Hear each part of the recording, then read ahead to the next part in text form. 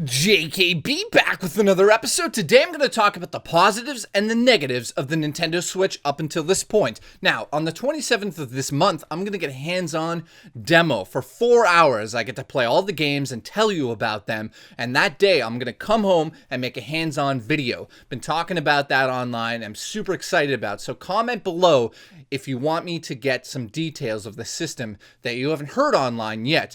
However, this video is about the positive and the negative aspect. So let's start out with the negative, because you know what? We can all relate to negativity.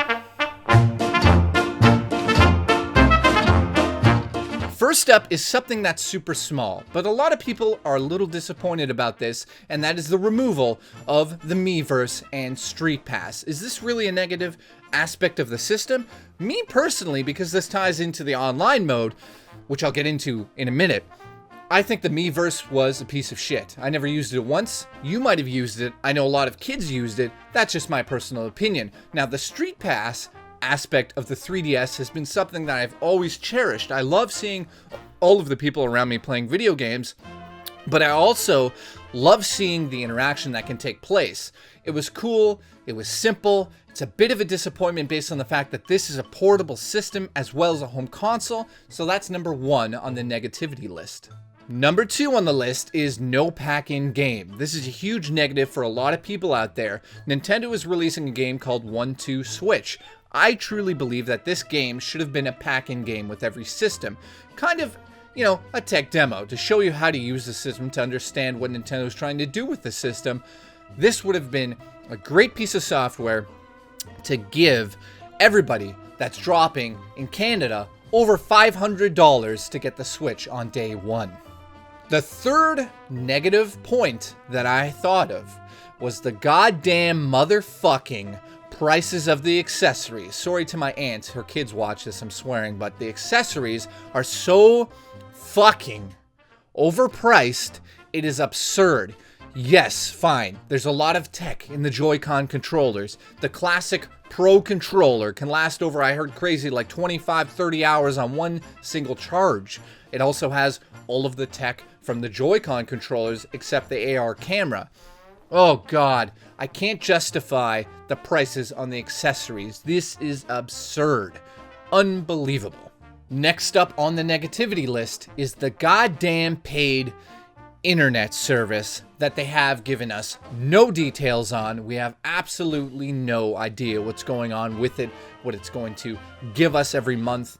All we know at this point in time is that we'll get one NES Classic or one Super Nintendo Classic game per month, and at the end of the month, they take it away from you and give you a different one. And if you want to keep that one, you have to pay for it. Now, I've went online, I've talked to a lot of people. I'm hearing speculation that you get to keep the games as long as you're subscribed to the service. However, does Nintendo really have that many IPs that have online games that really justify a price? Third-party games are huge online. Nintendo first-party games kind of have online here and there. Of course, yes, I know, Splatoon is a big online game, but I'm talking about the long run of things here. It's a negative aspect of the system, whether you like it or not, in my opinion. Next up has to be the 32 gigabyte internal memory. Fucking awesome. Great. I can install one major AAA title and a bunch of indie games, and then I'm fucked. Then I have to go out there and spend more money on top of the initial price point of the system. At this point in time, they're saying it will accept 2 gigabyte, and that's insane because they're not even out yet. 2 gigabyte, cards, which are going to expand the memory, which I can't wait for. But you know the goddamn price of those? Do you know the price of those? $200 fucking dollars Canada is what they're estimating I'll have to pay for an external piece of fucking tech that goes into the fucking system I already paid for, just so I could take my games with me. Now, let's do the positives. I'm going to talk like this the whole video because I'm a fake YouTuber. First and foremost, it's a console that sits at your house, and no, I'm kidding. It's a home console. That's true. It is a home console, but you know what?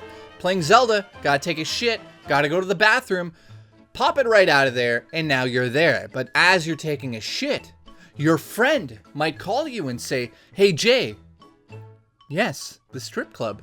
I'd love to go, but I'd love to play Mario Kart 8 at the park first." So I take it out of the dock.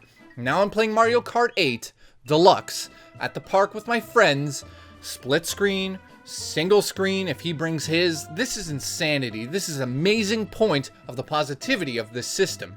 Next on the positive list has to be the fact that this can be played 3 different ways. Of course, on your television at home, then handheld. So if you want to take a shit, you want to go on the bus, you want to fly to Vancouver and touch your blonde-haired friend, you can do that. Third cool way, this is the biggest aspect for me of this system. If I want to take my Switch and just show up at Catherine Jovie's work, that's somebody who used to be on the show here and one of my good best friends. If I just want to show up and have a Mario Kart match, I just take the system, give her a controller, and now we put it in kickstand mode on her desk at work. She gets fired, but I get to beat her at Mario Kart. That's a huge aspect for me. Huge. That's awesome. Next up has to be how powerful the system is. And I know a lot of you right now are going to say, but it's not as powerful as the PS4. Ugh. I don't give a fuck, okay? I don't really care about that aspect. Great, it doesn't look as good as those systems. Big fucking deal. I don't really care about that. I care about the fact that I can be playing Legend of Zelda AAA, looks spectacular. However, I'm hearing from all the other people that have played it, looks spectacular in 720p on the go. This is a powerful system. This is amazing. This is a plus for me. I really don't care about the fact that it can't achieve PlayStation 4 graphics. Graphics to me don't really matter. If there's gameplay elements that really work and a story and or whatever it may be, and they come together and create an amazing fun experience, amazing. And remember, if you're one of the people that are angry that I'm not upset that it's not as powerful as a PS4, hey, maybe video games aren't for you. Next fact is the 20-hour life on the Joy-Con controllers. Because I'm the type of person that will go out and play it in the park and go to my friends and play our Switches together, I don't want to have to worry about another thing I have to charge all the time. I just get home at the end of the night, plop them in, and I know they're good for 20 hours. That's pretty good for me, and I'm happy about that. I gotta add something right at the end here. This is something that's big for a lot of people. This has to be one of the biggest aspects for me. I'm not sure how it'll work, but last but not least, the inclusion of the feature of using USB hard drives with the dock at home. Now, how is that going to work when you take the system on the go if your data is on the home docking system through USB? Not sure. However, I'm done my list now. I want to know what you guys think of my positives and my negatives. Is this something I missed? Am I wrong on something? Comment below and let me know.